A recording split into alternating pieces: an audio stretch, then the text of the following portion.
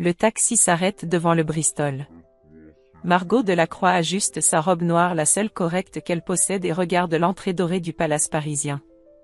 28 ans aujourd'hui. Sa mère Sylvie a choisi ce lieu pour « marquer le coup », comme elle dit toujours. L'intérieur du restaurant brille de mille feux.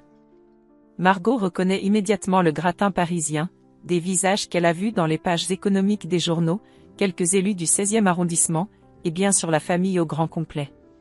Son frère Julien, impeccable dans son costume sur mesure, lève son verre de champagne en la voyant arriver.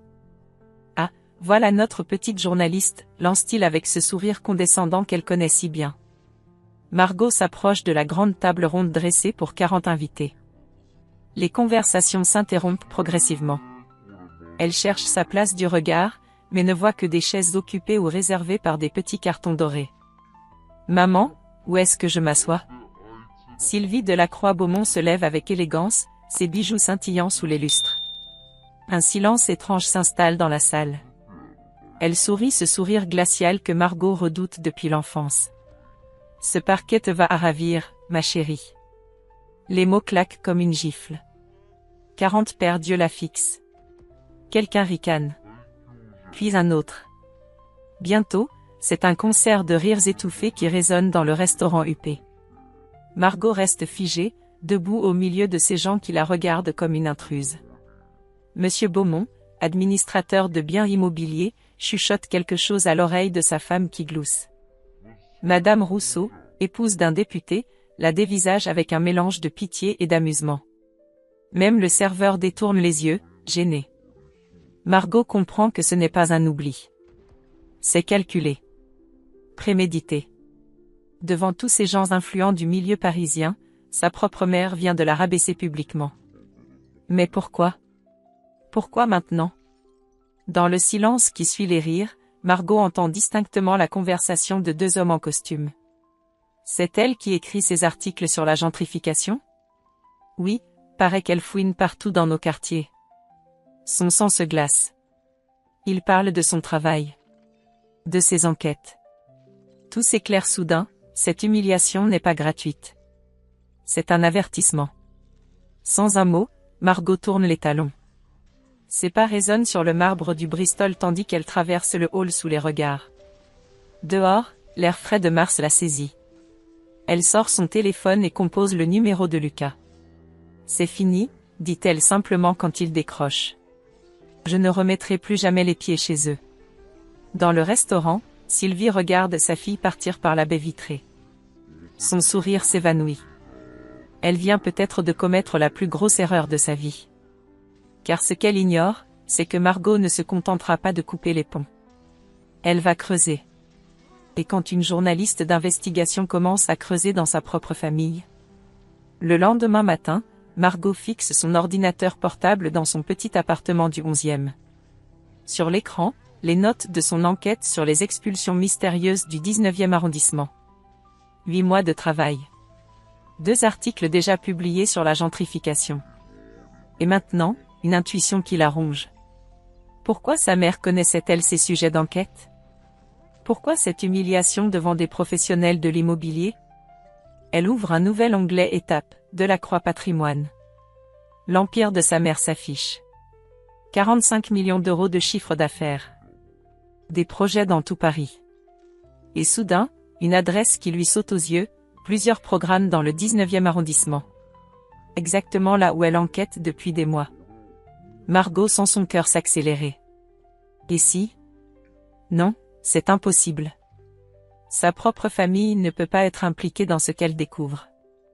Mais le doute est semé. Et une journaliste avec un doute, c'est une journaliste dangereuse. Elle attrape son carnet et note, vérifier tous les projets Delacroix dans le 19e. Croisés avec les expulsions suspectes. Sans le savoir, Margot vient de pointer le projecteur sur sa propre famille. L'humiliation d'hier soir va se transformer en quelque chose de bien plus explosif qu'elle ne l'imagine. 3 jours après l'humiliation. Le téléphone de Margot vibre pour la 15e fois. Encore Julien. Elle rejette l'appel sans même regarder et bloque définitivement le numéro. Puis celui de sa mère. Et de sa tante Béatrice.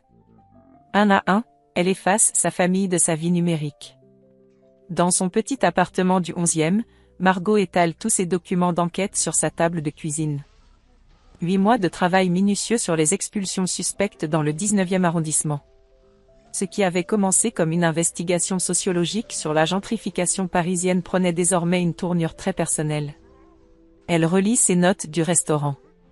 Cette conversation qu'elle avait saisie, c'est elle qui écrit ses articles sur la gentrification? Comment ces hommes connaissaient-ils son travail? Ces articles pour Mediapart touchaient principalement un public militant et associatif, pas le gratin immobilier parisien. Son ordinateur portable affiche les résultats de sa recherche nocturne. Delacroix Patrimoine possède effectivement plusieurs projets dans le 19e, résidence Les Jardins d'Amélie, complexe Belleville Prestige, loft du canal Saint-Martin. Tous dans les quartiers qu'elle étudie depuis des mois. Coïncidence, se répète-t-elle. Mais le journalisme lui a appris qu'il n'y a jamais de coïncidence. Son téléphone sonne. Lucas. La seule personne qu'elle supporte encore. Comment tu vas? Sa voix douce contraste avec la froideur familiale des derniers jours. Je crois que j'ai ouvert une boîte de Pandore, répond Margot en fixant les documents étalés devant elle.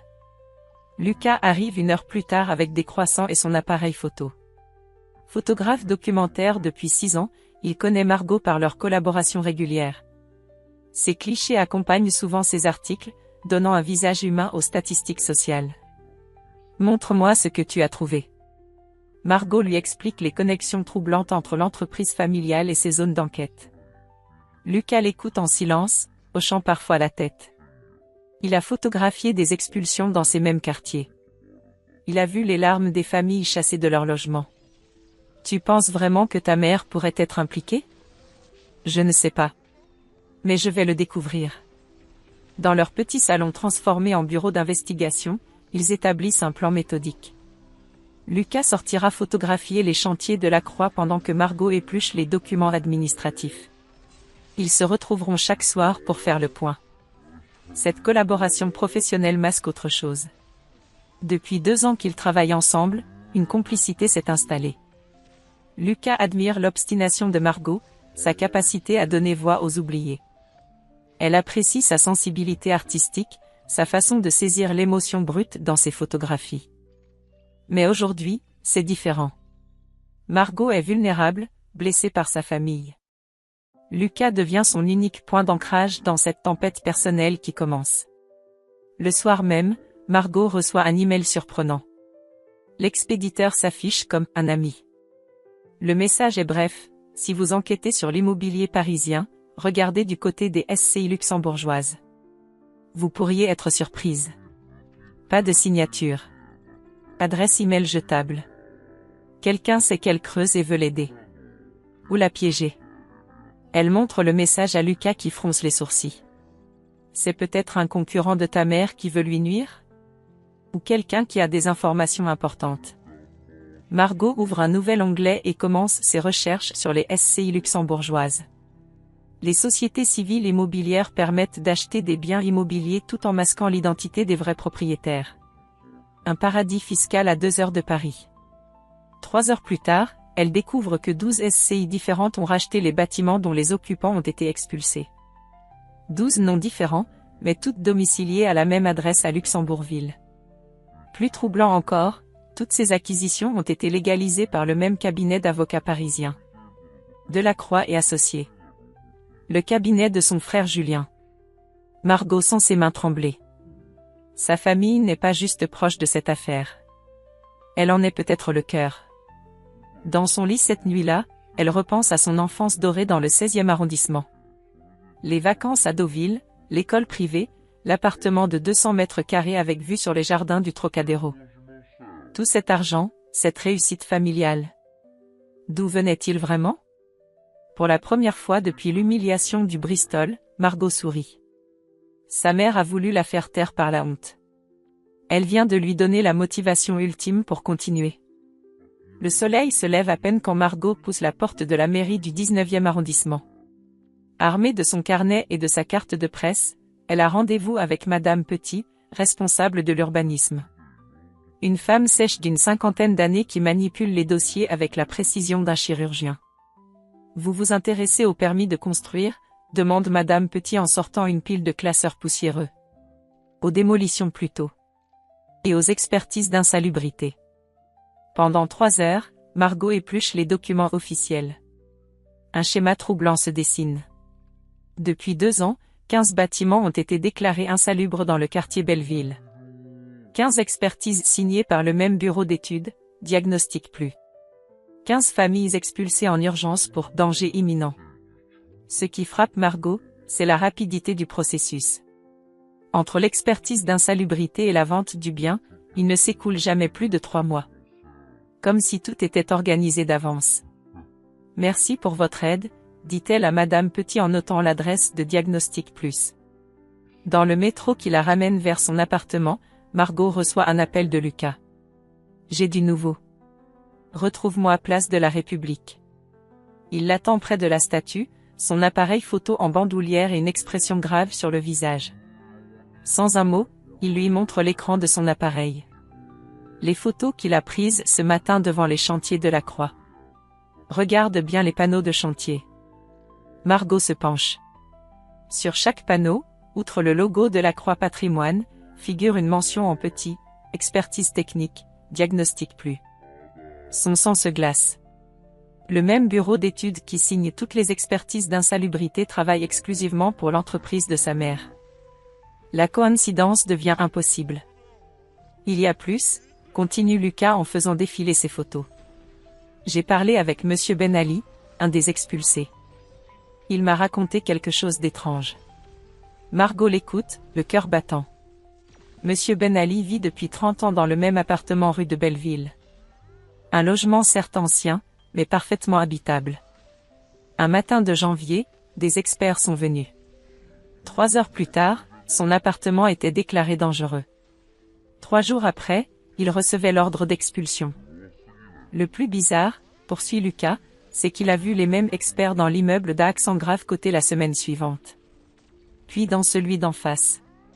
Margot comprend l'énormité de ce qu'il découvre. Ce n'est pas de la spéculation immobilière classique. C'est un système organisé pour chasser les habitants et s'emparer de leur logement à prix dérisoire. De retour chez elle, Margot se connecte sur les bases de données publiques. Elle tape « Diagnostic Plus » dans le registre des entreprises. L'écran affiche les résultats, société créée en 2022, capital social de 50 000 €, un seul actionnaire. Patrick Moreau, 45 ans, expert immobilier. Elle creuse davantage. Patrick Moreau a créé son entreprise juste après avoir quitté son poste chez Delacroix Patrimoine. Ancien chef du service technique de l'entreprise familiale. Les pièces du puzzle s'assemblent. Sa mère a probablement aidé un ancien employé à créer sa propre société d'expertise. En échange, il signe les diagnostics nécessaires pour justifier les expulsions. Un système parfaitement huilé et parfaitement illégal. Margot sent une boule d'angoisse grossir dans sa poitrine. Elle qui voulait juste écrire sur la gentrification découvre que sa propre famille orchestre des expulsions frauduleuses. Combien de familles ont été chassées? Combien de vies brisées pour enrichir l'empire de la Croix? Son téléphone vibre. Un nouveau message de « Un ami, vous chauffez ». Regardez maintenant du côté de Luxembourgville. Société Patrimoine Développement SA. Vous n'allez pas aimer ce que vous trouverez. Cette fois, le message contient une pièce jointe. Un document scanné en luxembourgeois avec des traductions manuscrites. Margot reconnaît l'écriture soignée de quelqu'un qui maîtrise le droit des sociétés. Le document révèle la structure d'actionnariat de Patrimoine Développement SA, la société qui contrôle les 12 SCI luxembourgeoises. Et au sommet de cette pyramide financière, un nom qui lui serre le cœur, Sylvie Delacroix-Beaumont, 67% des parts. Margot reste figée devant son écran. Sa mère ne se contente pas de promouvoir de l'immobilier de luxe. Elle organise activement l'expulsion de familles modestes pour s'emparer de leur logement. Et son frère Julien légalise tout ce système depuis son cabinet d'avocat. L'humiliation du Bristol prend soudain tout son sens. Sa mère savait qu'elle enquêtait sur la gentrification. Elle a tenté de la briser psychologiquement pour l'empêcher de découvrir la vérité. Mais c'est raté. Margot attrape son téléphone et appelle Lucas. J'ai trouvé. Ma mère est au centre de tout. Il faut qu'on se voie ce soir, j'ai des preuves. En raccrochant, elle réalise qu'elle vient de franchir un point de non-retour. Elle ne peut plus faire comme si elle ne savait pas. Demain, elle devra choisir entre sa famille et la justice. Lucas arrive avec une bouteille de vin et l'expression de quelqu'un qui s'apprête à assister à une explosion. Dans le petit salon de Margot, les documents s'étalent désormais sur chaque surface disponible. Photos, extraits de registres, organigrammes griffonnés à la main. L'appartement ressemble au bureau d'un détective obsessionnel. « Montre-moi tout », dit-il en s'installant près d'elle sur le canapé. Margot déroule méthodiquement sa découverte. D'abord les SCI luxembourgeoises qui rachètent les appartements des expulsés.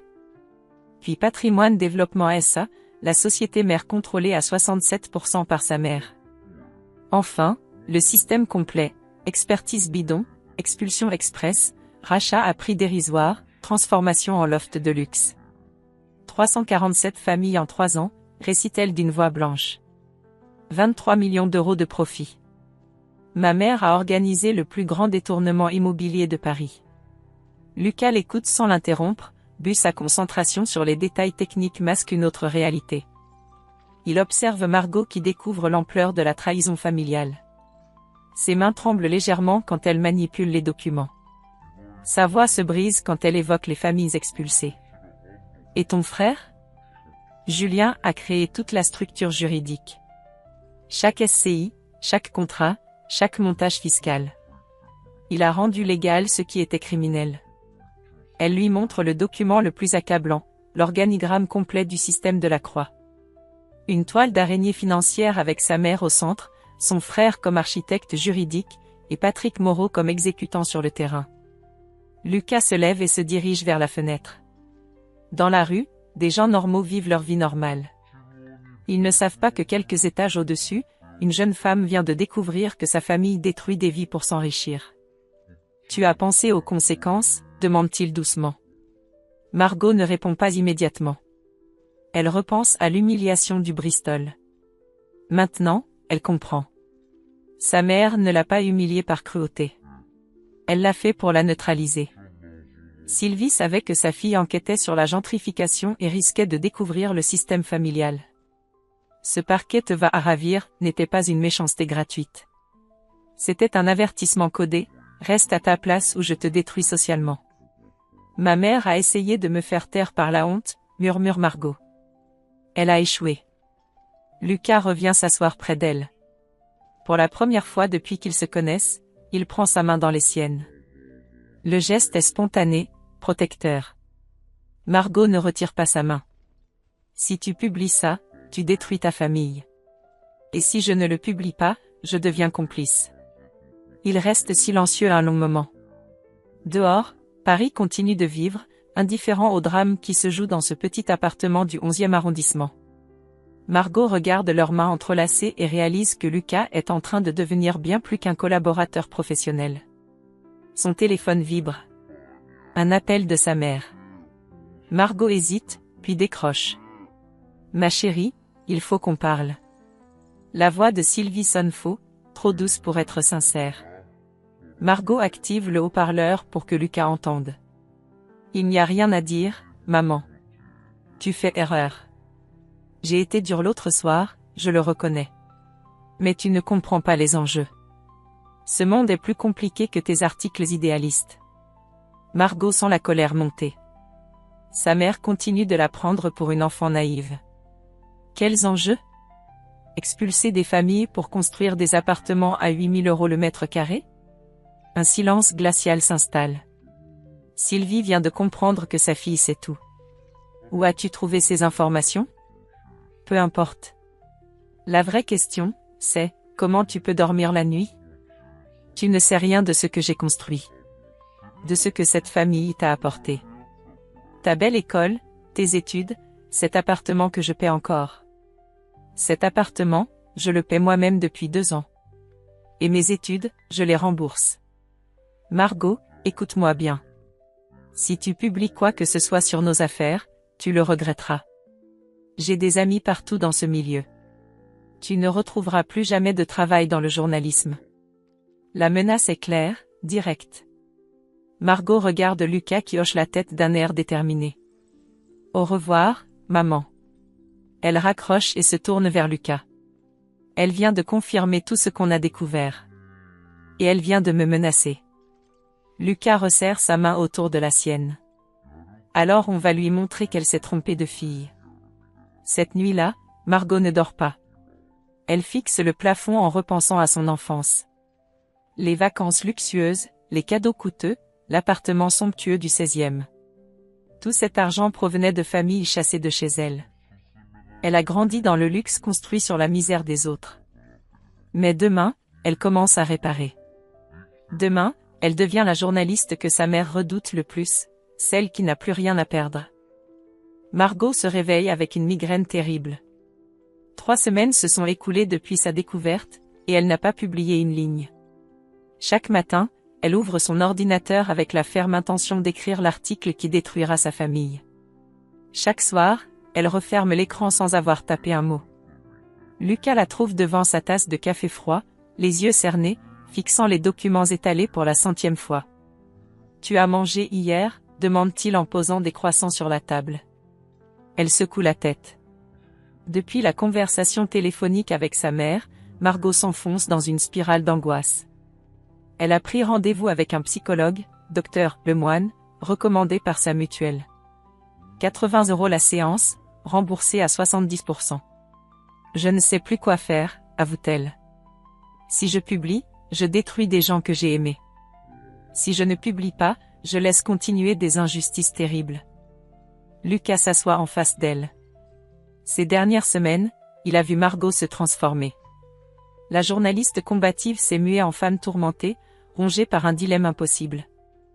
Mais il a aussi découvert sa vulnérabilité, sa profonde humanité. Ses sentiments pour elle ne sont plus professionnels depuis longtemps. Le téléphone de Margot vibre. Un numéro inconnu. Mademoiselle Delacroix ? Ici Maître Bertrand, cabinet d'avocat. Votre mère souhaiterait vous rencontrer. Dans un cadre officiel. Margot raccroche, le cœur battant. Sa famille passe à l'offensive. Dans l'après-midi, des événements étranges commencent. Sa boîte aux lettres est vandalisée, les serrures encollées. Monsieur Roussel, son propriétaire, reçoit un appel anonyme suggérant qu'elle pourrait être une locataire problématique. Rien de violent, rien d'illégal. Juste assez pour lui rappeler qu'elle dérange. Ils essaient de te faire peur, constate Lucas en examinant la serrure. Ça marche. Ce soir-là, ils installent ensemble une caméra de sécurité dans l'entrée de l'immeuble. 250 € qu'ils partagent. Un geste pratique qui scelle quelque chose entre eux. Ils ne sont plus juste collaborateurs, ni même amis. Ils forment une équipe face à l'adversité. Alors qu'ils testent la caméra, Lucas prend la main de Margot. Tu n'es pas seule. Pour la première fois depuis des semaines, elle sourit vraiment. Dans ce couloir sombre de son immeuble du 11e, avec cette caméra artisanale et ce garçon qui la soutient envers et contre tout, Margot réalise qu'elle a trouvé sa vraie famille. Le lendemain, elle reçoit la visite d'Emma Moreau, sa collègue de Mediapart. Une femme énergique de 40 ans qui a couvert les plus gros scandales politiques français. Tu disparais depuis un mois. Qu'est-ce qui se passe ? Margot lui explique tout. L'humiliation, la découverte, le dilemme. Emma l'écoute en prenant des notes, hochant parfois la tête avec gravité. Tu réalises que c'est énorme ? Si tu publies ça, tous les médias vont reprendre. Ta mère va devenir l'exemple parfait de la corruption immobilière parisienne. C'est bien le problème. Non, Margot. Le problème, c'est les 347 familles expulsées. Le problème, c'est que ça continue en ce moment même. Pendant qu'on parle, d'autres gens perdent leur logement. Emma sort son téléphone et montre des photos récentes. Hier, rue des Pyrénées. Une famille sénégalaise, 4 enfants. Expulsés pour insalubrité. L'expert ? Diagnostic Plus. Le repreneur du bien ? Une SCI luxembourgeoise. Margot sent quelque chose se briser en elle. Pendant qu'elle hésite, le système continue de broyer des vies. Mediapart te soutient juridiquement, poursuit Emma. On a les meilleurs avocats de Paris. Et surtout, on a le devoir d'informer. Cette nuit-là, Margot ne peut pas dormir. Elle sort sur son petit balcon et regarde Paris scintiller dans l'obscurité. Quelque part dans cette ville, des familles tremblent peut-être à l'idée de recevoir une expertise d'insalubrité. D'autres pleurent dans des hôtels sociaux en attendant un relogement qui ne viendra jamais. Lucas la rejoint, lui tend une couverture. À quoi tu penses? À Madame Ben Ali. Elle avait des photos de ses petits-enfants sur tous les murs de son appartement. 30 ans de souvenirs. Maintenant, elle vit dans 15 mètres carrés à Meaux. Tu ne peux pas sauver le passé. Mais tu peux empêcher que ça continue. Margot se tourne vers lui. Dans la pénombre, elle distingue ses traits, ce regard bienveillant qui ne l'a jamais jugé. Spontanément, elle l'embrasse. Un baiser tendre, chargé de tout ce qu'ils ont vécu ensemble ces dernières semaines. Merci d'être là, murmure-t-elle contre ses lèvres. Je ne partirai pas. Le lendemain matin, Margot ouvre son ordinateur et tape les premiers mots de l'article qui va changer sa vie, l'Empire de la Croix, quand le luxe se construit sur les larmes. Enquête sur le plus grand scandale immobilier parisien. Elle sait qu'en écrivant ces lignes, elle renonce définitivement à sa famille de sang. Mais elle vient de trouver autre chose, l'amour d'un homme qui la soutient inconditionnellement et la certitude de faire le bon choix. 2 semaines plus tard, l'appartement de Margot ressemble à un bunker journalistique. Des photos de Lucas tapissent les murs, visage marqué des expulsés, contraste saisissant entre taudis et loft luxueux. Margot écrit 14 heures par jour, s'arrêtant seulement quand Lucas lui apporte à manger et l'oblige à dormir. Cette collaboration intensive a transformé leur relation. Lucas ne dort plus chez lui. Il s'est installé naturellement dans la vie de Margot, apportant ses appareils photos, ses livres, sa présence rassurante. Le matin, elle se réveille contre son épaule. Le soir, ils font le point sur l'enquête en partageant des plats chinois à emporter. Regarde celle-ci, dit Lucas en montrant une photo sur son écran. L'image saisit Margot aux tripes. Madame Karim, 67 ans, assise sur un carton devant ce qui était son logement depuis 40 ans. Derrière elle, un panneau de la Croix Patrimoine annonce la future résidence de luxe, les Jardins de Belleville. Elle m'a dit qu'elle ne comprenait pas pourquoi son appartement était devenu dangereux du jour au lendemain, explique Lucas. Elle y avait élevé ses 5 enfants. Margot tape rageusement sur son clavier. Chaque témoignage renforce sa détermination.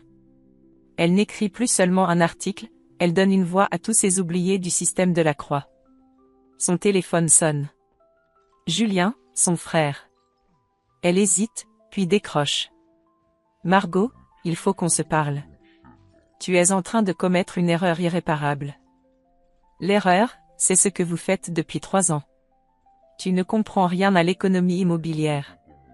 Ces quartiers étaient en déshérence. On les a revitalisés. En chassant les habitants qui y vivaient. On a créé de la valeur, des emplois, de la richesse pour Paris. Margot sent la colère monter. Son frère parle comme si les familles expulsées étaient des obstacles au progrès. Et les Karim? Les Ben Ali? Les Touré? Ils comptent pourquoi dans ta belle théorie économique? Un silence. Julien ne s'attendait pas à ce qu'elle connaisse les noms des victimes. Écoute, si c'est une question d'argent.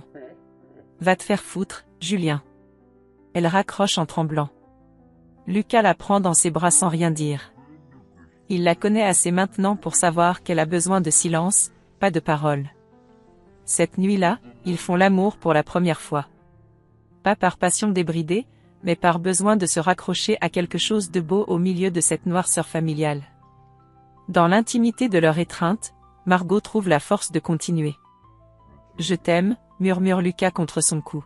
« Moi aussi. » Les mots sortent naturellement, comme une évidence née de ces semaines de combats partagés.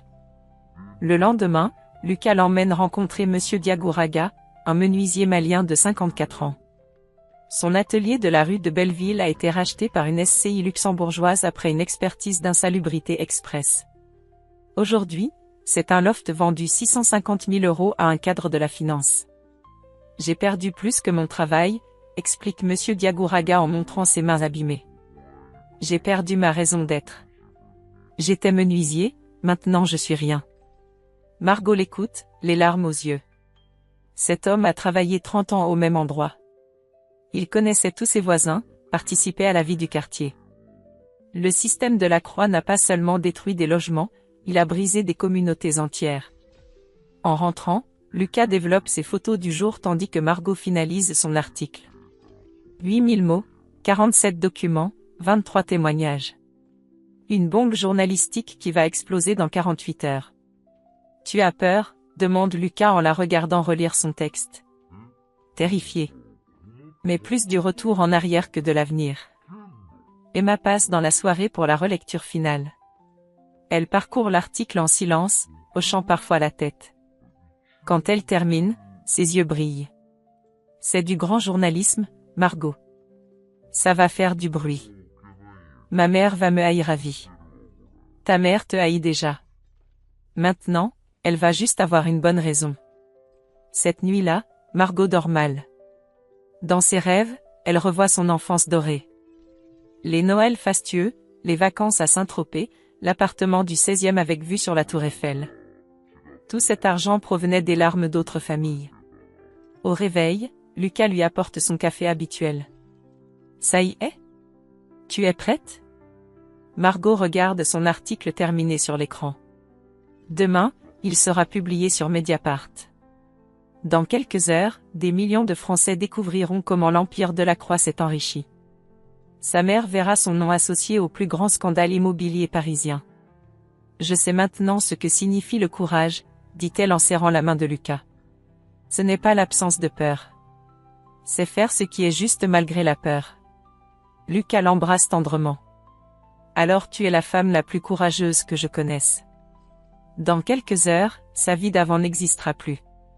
Mais Margot a trouvé quelque chose de plus précieux que l'argent familial, un amour sincère et la certitude d'avoir choisi le bon camp. Celui de la justice.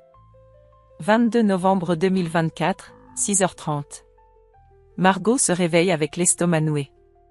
Dans 2 heures, son article sera publié sur Mediapart. Elle regarde Lucas dormir à côté d'elle et se demande si elle sera la même personne ce soir.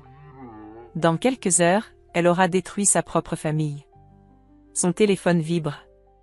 Emma, déjà debout. L'article est en ligne. Prépare-toi, ça va exploser. Margot ouvre Mediapart sur son téléphone. Le titre s'affiche en une, l'Empire de la Croix, comment une dynastie parisienne prospère sur la misère. Ces mots, ces découvertes, son travail de 8 mois étalé pour des millions de lecteurs. Lucas se réveille et la trouve devant son écran, pétrifié. Comment tu te sens? Comme quelqu'un qui vient de lancer une grenade. Ils s'habillent en silence et partent vers les bureaux de Mediapart. Dans le métro, Margot évite les regards. Elle a l'impression que tout le monde sait déjà qui elle est, ce qu'elle vient de faire. À la rédaction, l'effervescence est palpable. L'article fait déjà le tour des réseaux sociaux. Les premières réactions tombent, indignation, colère, demande d'enquête parlementaire. Le téléphone d'Emma sonne en permanence. France Inter, Europe 1, BFM TV. Tout le monde veut interviewer Margot. Pas aujourd'hui, tranche Emma. Laissons l'article faire son effet. À 8h15 précise, toute l'équipe se rassemble devant l'écran de télévision. France 2, émission Télématin. Sylvie Delacroix-Beaumont est invitée pour présenter les résultats exceptionnels de son entreprise et parler de développement urbain responsable. Une interview programmée bien avant le scandale. Margot retient son souffle. Sa mère apparaît à l'écran, impeccable dans son tailleur Chanel, sourire commercial parfait. Elle ne sait pas encore. Damien Thévenot mène l'interview avec bienveillance, évoquant le succès de Delacroix Patrimoine, l'innovation architecturale, la transformation de Paris. Vous êtes une inspiration pour les femmes entrepreneurs, dit le présentateur. Sylvie rayonne. C'est exactement l'image qu'elle voulait donner, la femme d'affaires brillante qui réussit dans un monde d'hommes. 8h47, Margot voit Damien Thévenot porter la main à son oreillette. Il reçoit une information de sa régie. Son expression change imperceptiblement. Madame Delacroix, je viens d'apprendre qu'un article de Mediapart vous accuse ce matin de corruption et d'expulsion illégale de familles parisiennes. Qu'avez-vous à répondre? Le sourire de Sylvie se fige. Pendant 3 secondes interminables, elle reste muette. Ses yeux cherchent quelque chose hors champ, comme un animal pris au piège. 2,3 millions de téléspectateurs assistent à son effondrement en direct. Il doit y avoir une erreur. Nous respectons scrupuleusement la réglementation. Sa voix tremble. Le masque de la femme d'affaires assurée s'effrite en temps réel. Elle balbutie des explications confuses, évoque des procédures normales, des expertises légales. Mais le mal est fait. Son visage décomposé restera dans toutes les mémoires. Dans la salle de rédaction, c'est l'explosion. Les journalistes applaudissent, et ma sœur Margot dans ses bras. Lucas filme la scène avec son appareil photo. L'histoire en train de se faire. Margot, elle, ne ressent rien. Ni joie, ni tristesse. Juste un vide immense. Elle vient de voir sa mère s'effondrer devant la France entière. En quelques heures, l'affaire explose sur tous les médias. Les chaînes d'information reprennent l'article en boucle. #affaire Delacroix devient trending topic sur Twitter. Les associations de défense des locataires réclament justice. Des parlementaires exigent une commission d'enquête. À 14 heures, Julien tente de joindre sa sœur. Margot regarde le téléphone sonner sans décrocher. Emma lui montre l'écran de son ordinateur. L'action Delacroix Patrimoine s'effondre en bourse, perdant 34% en 6 heures. Tu viens de détruire un empire, constate Lucas. Non. J'ai révélé qu'il était déjà pourri. Le soir, il rentre chez Margot épuisé. L'appartement semble étrangement silencieux après cette journée d'ouragan médiatique. Lucas commande des sushis pendant que Margot consulte les premières réactions en ligne.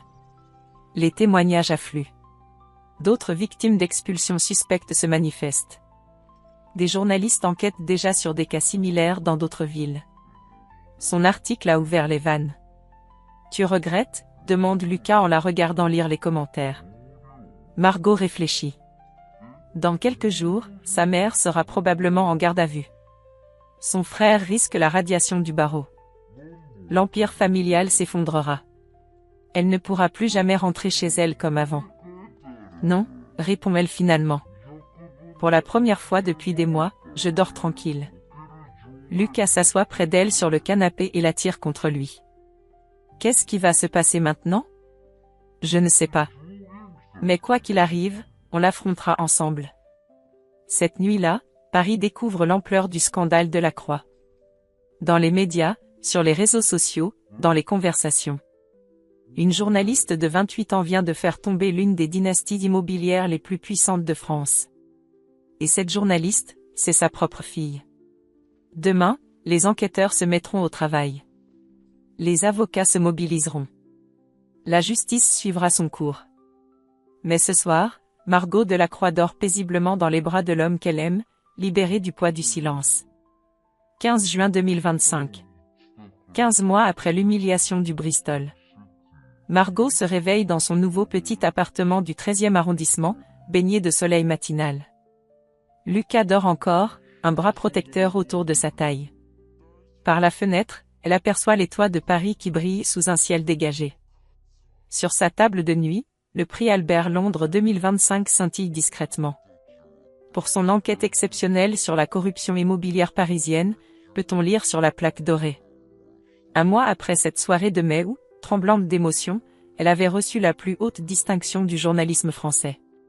Son téléphone affiche 3 messages. Le premier de son éditeur du Seuil, le parquet de la vérité, s'est vendu à 47 000 exemplaires en 2 mois. Un succès inespéré pour un essai journalistique. Le second Emma, rendez-vous à 14 h pour l'interview avec France Inter.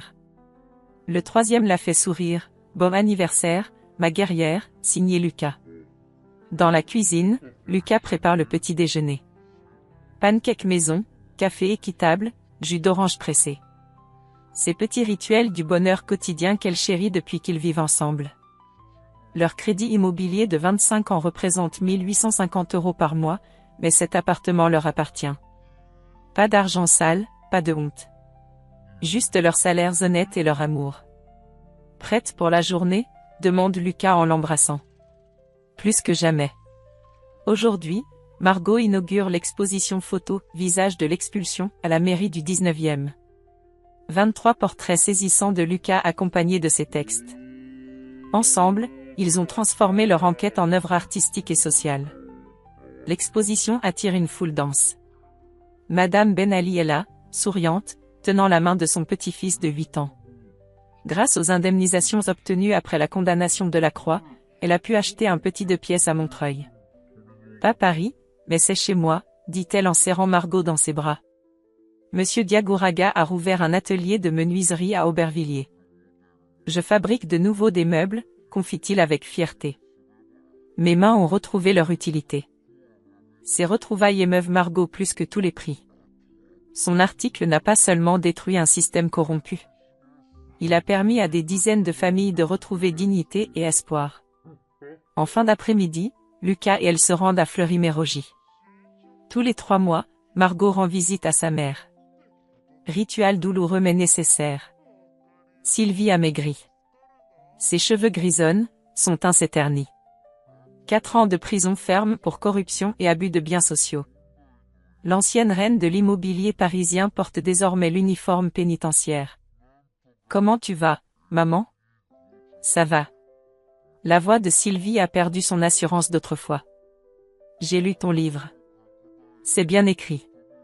Un compliment qui sonne comme un aveu. Pour la première fois, sa mère reconnaît implicitement son talent. Je regrette, tu sais, continue Sylvie en fixant ses mains. Pas les affaires. Ça, je savais ce que je faisais. Mais la façon dont je t'ai traité. Cette soirée au Bristol. Tu as voulu me faire taire. J'ai eu peur. Peur que ma petite fille découvre qui j'étais vraiment. J'aurais dû être fière de toi. Margot sent ses yeux s'embuer. Cette reconnaissance arrive trop tard pour réparer leur relation, mais elle libère quelque chose en elle. Le pardon. Pas pour les crimes, mais pour la mère imparfaite qui n'a jamais su aimer correctement. Tu vas refaire ta vie? Demande Sylvie. Je l'ai déjà faite. En sortant de prison, Margot respire profondément l'air libre. Lucas l'attend près de leur Twingo d'occasion, les mains dans les poches, patient comme toujours. Ça va? Oui. Pour la première fois, vraiment. Ce soir-là, ils organisent une fête pour célébrer le succès de l'exposition. Rien à voir avec le dîner fastueux du Bristol. 8 amis réunis dans leur salon de 25 mètres carrés. Emma, l'équipe de Mediapart, quelques photographes, Madame Ben Ali et son petit-fils. Des gens choisis, pas subis. Chacun a sa chaise autour de la table improvisée. Chacun a sa place dans le cœur de Margot. Lucas lève son verre de vin à 8 € la bouteille, acheté à Monoprix. À Margot, qui a prouvé qu'une seule personne peut changer les choses. À nous tous, répond-elle. J'ai appris que la vraie famille, c'est celle qu'on choisit. Plus tard, quand les invités sont partis, Margot et Lucas s'installent sur leur petit balcon. Paris scintille sous leurs yeux, immense et indifférent.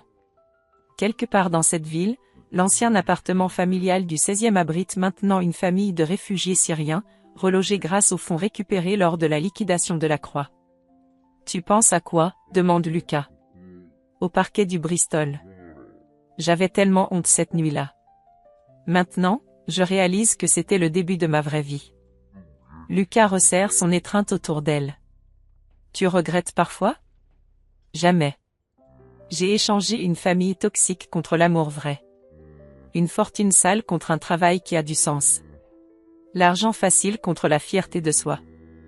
Dans le silence parisien, Margot repense à cette phrase cruelle qui a tout changé, ce parquet te va à ravir. Sa mère voulait l'humilier, la rabaisser. Elle a provoqué sa métamorphose. Aujourd'hui, Margot n'a plus peur d'aucun parquet. Qu'il soit celui d'un restaurant chic ou d'un tribunal, d'un plateau télé ou d'une salle de rédaction. Elle a appris la plus belle leçon, on ne tombe vraiment que quand on renonce à ses valeurs. En se levant pour aller se coucher, elle jette un dernier regard sur sa nouvelle vie. Petit appartement mais grand amour. Compte en banque modeste mais conscience tranquille. Elle a tout gagné en perdant sa famille de sang. Cette nuit-là, pour la première fois depuis longtemps, Margot rêve de l'avenir.